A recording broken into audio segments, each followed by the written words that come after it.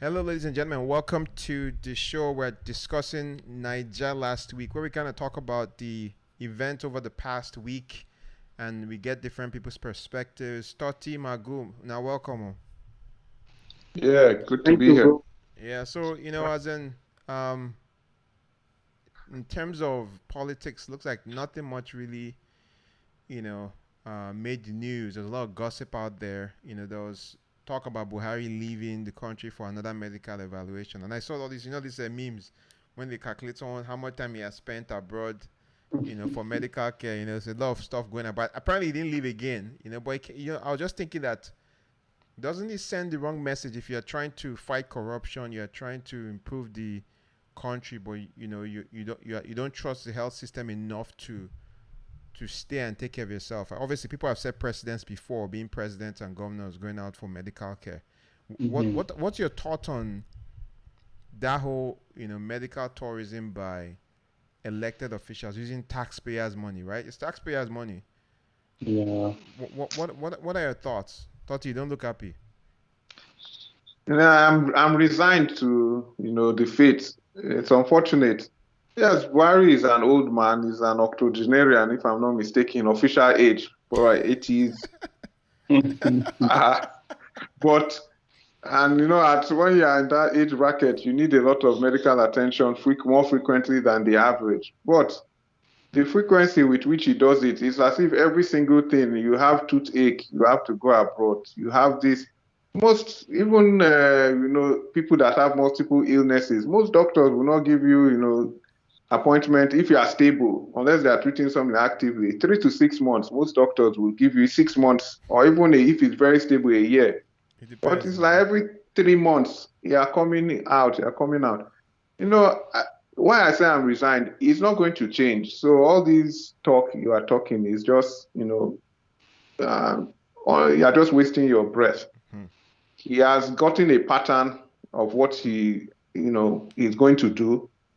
They are not interested in another option. I mean, it's not as if every time he goes there, they are doing one sign highfalutin test. Another option could be, flying the doctor down or whatever doctor here, doing some tests and communicating with your doctors there. There's telemedicine. It's not That's a every good single point. thing that needs to be, uh, you fly over there. But I just feel it is an entrenched pattern. It's an entitled behavior that doesn't care for, the optics anymore of a failed healthcare system in the country, and the president goes out every 3 months, 6 months for health checkups. It's baffling. Any other developed country, it would be too embarrassing To even do. to do, but Yeah. not Nigeria. Magu, what do you think? Yeah, well spoken, Toti. Like, it's really mind-boggling, especially when I was discussing with some colleagues last year, and they drew my attention to the fact that decades ago, people used to come from Dubai, United Arab Emirates, and those type of Asian nations to UCH in Ibadan for medical tourism. Uh, Whoa. used to come to UCH for medical tourism. Yes, But yes. So fast UCH is, for those who don't know, is the University College Hospital. That's the premier hospital in Nigeria, and it's in Ibadan. Yeah, because a lot of the things that could be done in London then were done in UCH. Because remember, UCH Ibadan was an extension of University College College London. London. So, but fast forward decades later, we got independence and we started doing things ourselves, and things started going down, going down, going down up to no water in UCH. They do tests, simple things like liver function, kidney function. You're waiting for days for results to come back. Results that come out here in hours, in less than an hour if you need it. Things that Yeah. you get from an ABG machine in minutes.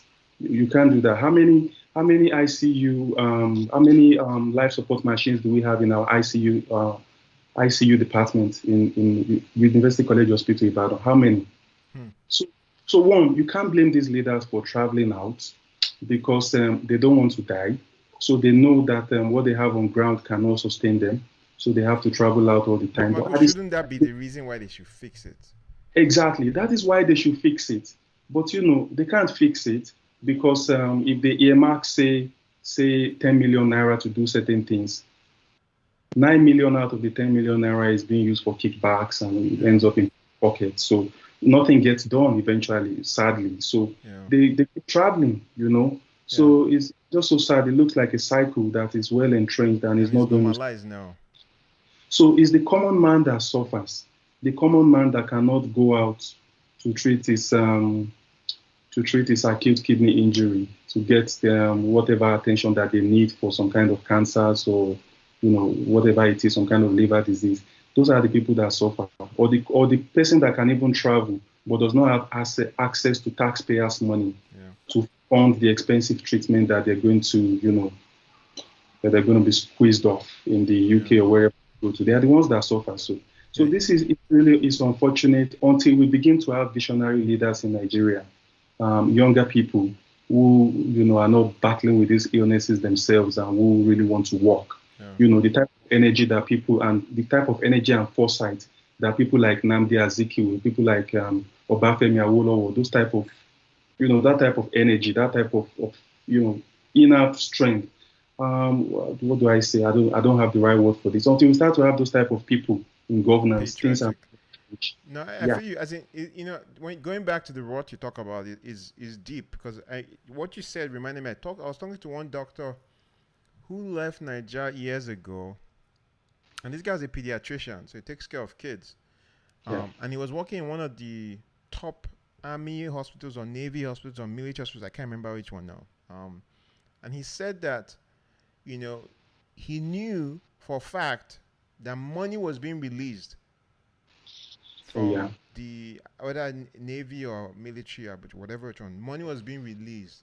Because you will know that they've put budget for incubators that they use for all these premature babies, and there was budget for this test, this lab test. Nothing would ever show.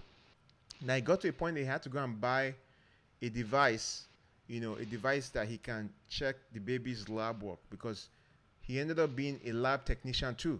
He just couldn't leave seeing a baby who needed a medical test, and they would have to go outside the hospital to go do the medical test and come back or something. But after a while, he couldn't sustain that. He couldn't sustain it. It's not as he was making a lot of money to begin with. And eventually he had to leave. So he left Naija and came here. So one part of the issue is that, obviously people are releasing the money. The same people or another set of people are chopping the money, so it never percolates down. Nope. Do you guys think the Senate, obviously this question is rhetorical, or the House has any role? Because that's a different discussion. As I was asking the question, I was now remembering that those Senates that are the highest paid senators, I think, in Africa and in the world. So why would they, if they're going to curb somebody's excesses, they're indirectly, flashing lights on their own. So. The Senate definitely has a role on this. They have a big role to play in this. But you have to look at who constitutes the majority of the Senate. If majority of them too are like, septuagenarians and people in the 60s, how educated are they? How qualified are they to be there? What are their pedigrees? What credentials do they have? What have they done in the past? If it's the same people just going there to go and get Ghana must go, just share Ghana must go, they don't care. They're just looking to get as much as they can, and they sit on it. And if they fall sick, they travel abroad. If that's what majority of the people they are doing, if the same problem continues. So until you start to get visionary people there into the Senate, let's say at least half of them are can I use the word radical? If half of them want a change, then it can start to happen. Yeah. But if you look at the way things are run in Nigeria, where you say a country with three major ethnic groups, but to look at the distribution in the Senate, it's not the same. Yeah. So I don't want to go to the topic of do we need a national conference for things to change? Do we need to review the constitution? Because those are the root causes where all those problems are coming from. Yeah, you mentioned some big names, and I thought I'll give you a second talk, like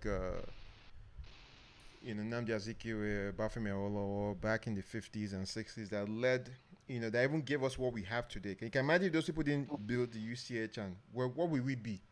I know, because if you think about Cocoa House in Ibadan, Like those were the things that gave us confidence when we went to high school and we were arguing with the people that came from Lagos. That no, the tallest building is in Ibadan. No, the tallest buildings are in Lagos. We didn't know there were now a lot of skyscrapers in Lagos. Cocoa House was the tallest building in West Africa for a long time. NTA Ibadan was the first station. West Africa. Remember, Toti, if I remember, remind me. We are trailing way behind South Africa and all this development. We're the poverty capital of the world now. We have the population to drive anything. We have the population to drive any business. We have the resources. We have the resources. But why is it not happening? Yeah, Toti was almost born in London, right? But his parents came back to Naija because then Naija was was better. The same thing. My mom was pregnant. She went to shop in London and came back. Why didn't you just have me there?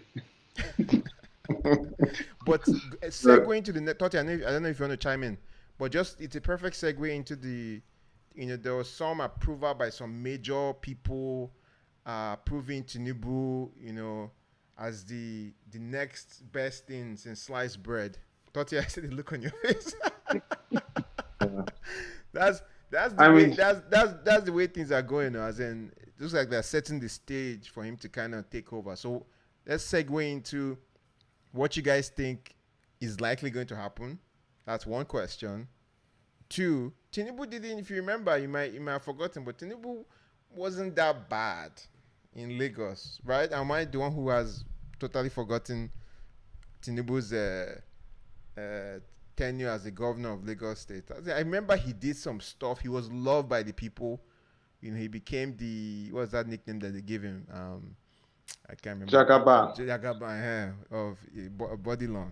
The Lion of Bodilon. Yeah. So what do you guys think about Tinubu? What are his chances? Is this just a passing, phase, or do you think he has realistic chances? And if he does get in, how does he compare to Atiku or whoever is going to represent PDP in almost 2 years now to go? Yeah, briefly, Tinubu did well for Lagos, especially in the early terms for Lagos. But the issue is basically, Tinubu belongs to the old group of politicians, and allegedly, there have been a lot of, accusations against him in terms of being involved in the, nefarious corruption undertone that pervades Nigerian politics. So in that regard, Bible says you don't put, new wine in old wineskins, that the thing is going to burst. If you are looking for a change, somebody that has been in the system, part of the whole system, and it's unlikely that person will be able to get the change if you really want. That's number one. Number two, Tinubu himself is also, in that category of, probably septuagenarian, if not older, that have, to be frank, failed the nation. Let's just put it that way. In terms of leadership, leadership is key.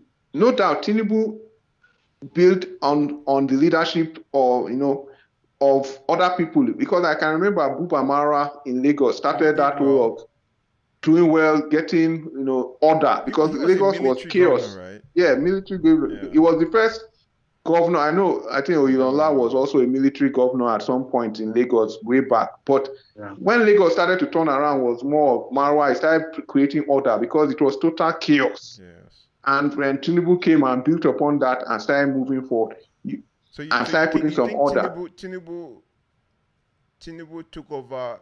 You think Tinubu's successes were because of Marwa? Is that what you're trying to say? That? But I'm not saying he also brought some things, but at least he had some foundation of positivity, of order that was started before he came on board.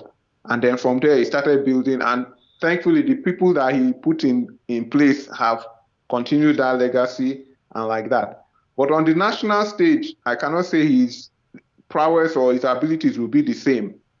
And definitely, I think the best thing for Nigeria would be to make a break from those old politics of as usual and find someone fresh with fresh ideas on the national stage that can chart a new direction for the country.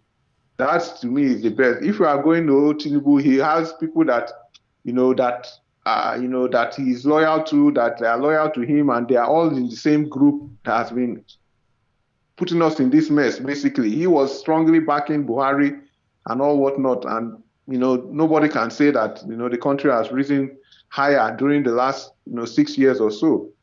So I think a break is needed with the old guard completely if we are to move forward.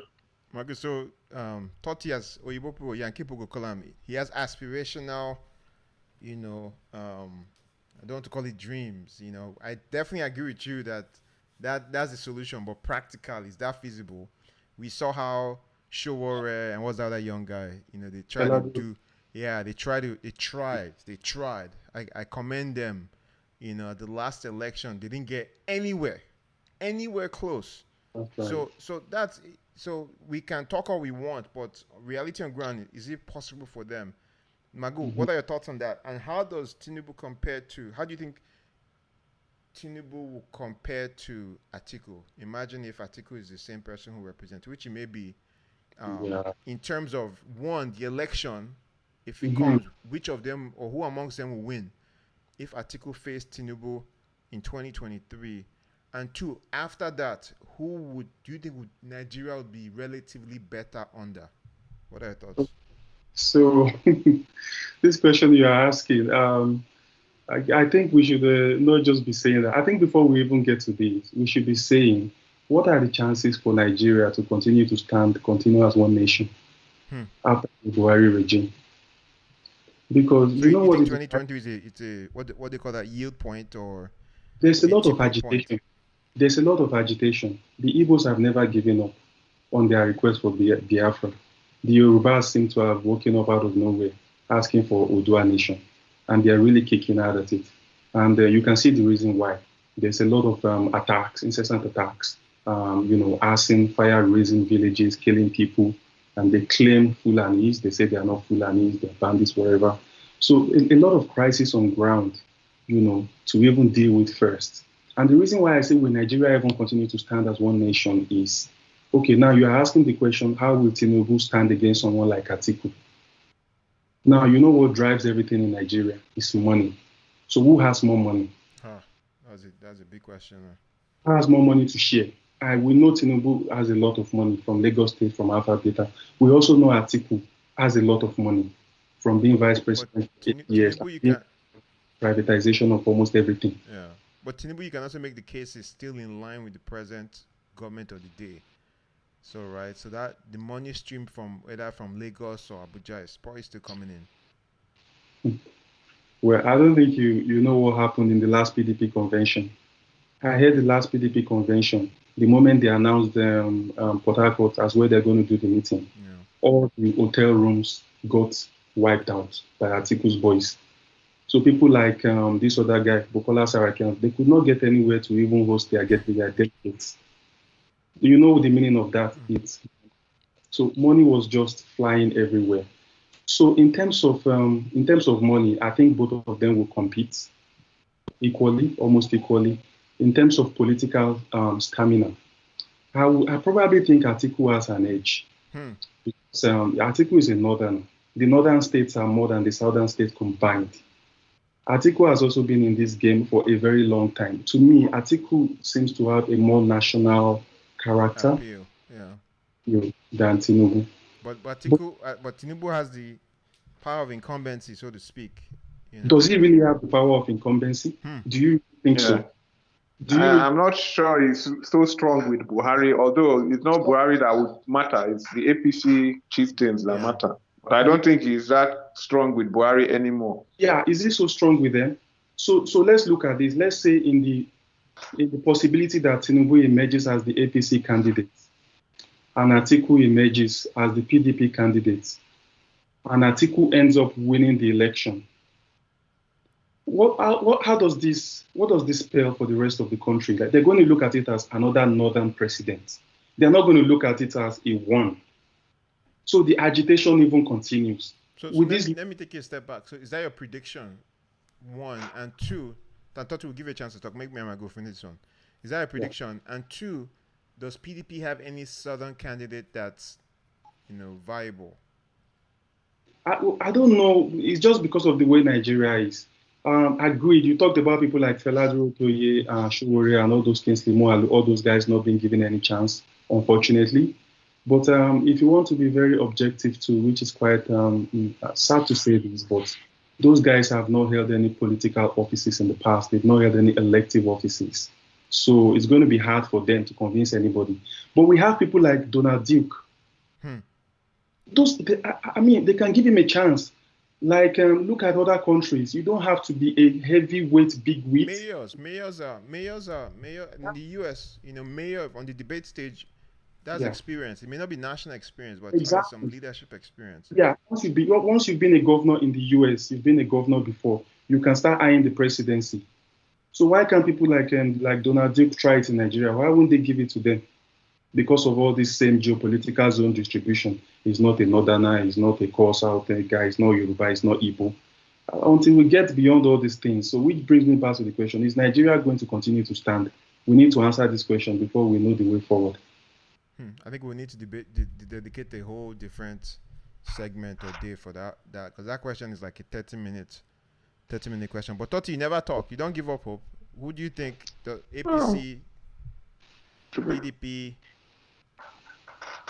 To be honest, if it's a free and fair election, right, and Atiku stands with Tinubu as it is now, Atiku has the edge. One, because like Magu said, Atiku is from the north. He has connections in the north. He was running against Buhari, and then, at that time, and that was why, and then running against an incumbent, that was why they were not, they split the vote down. But truly, with the current socio-economic climate, APC has, really, their name is so dirty in the streets now because of the amount of poverty and suffering. Any logical person, would not want continuation of this regime that has given, of the party, APC, in power, that has kind of overseen the devaluation of the Naira so badly, the unemployment hitting records, and Nigeria achieving the poverty capital of the world, insecurity at record high. What in the index can you say 6 years ago Nigeria is better for? I can honestly not see one. So anybody that is logical, even from south, even the core north, even the although they will say one thing and then in the election time they will change their mind. Even the core north, Arewa Consultative Forum are always saying Buhari should resign. But that is neither here or there. Bottom line is, I think PDP has an advantage being the opposition party in this place where the incumbent party has really made a hash of everything. And then Atiku being from the north and will carry a lot of southern PDP or leaning states. Tinubu is not so, after all that happened with NSAS, and he's blamed partially for that, he and his boys. So even in the south and the southwest, to be specific, Lagos, he's not very popular anymore. But that's if election is free and fair. If it's not, then of course, if it's rigged, then the incumbent wins. Simple. Any closing remarks, guys? It's been an excellent discussion. Not very optimistic in my view, but I think it's realistic. So any closing remarks? My fear is looking at the recent elections in different states, where you see that maybe PDP or another party is winning, and out of the blues, or APC won. You can clearly see that they turn the tables. Will they not do the same in the presidency? We accuse PDP of the same thing, but with APC in power, we can see that it looks like they're probably better at the game. If they continue to play that way, you're going to see another APC president returning, which is scary if it's going to be a continuation of what the past regime has been doing. So, okay, so maybe I have one more question. I know this is taking a while, but Magu, you sounded very concerned about if PDP won and power stayed in the north, how the south would react in terms of the country being whole, do you think the South will be more receptive of a Southern PDP president versus Southern APC president versus PDP changing, the party in power, but being a northerner? That is a very difficult question. It's a very tricky one at that. I would say the Southerners will probably be more receptive of a Southern PDP president. Is that going to happen? We don't know. Yeah. Okay. My people, thank you so much, man. It's been an excellent discussion. If you enjoyed this show, feel free to subscribe at Lagosian in NYC. And join us next time when we discuss Nigeria last week. Thank you very much. Have a good night. My people, stay blessed. Thank you. Bye.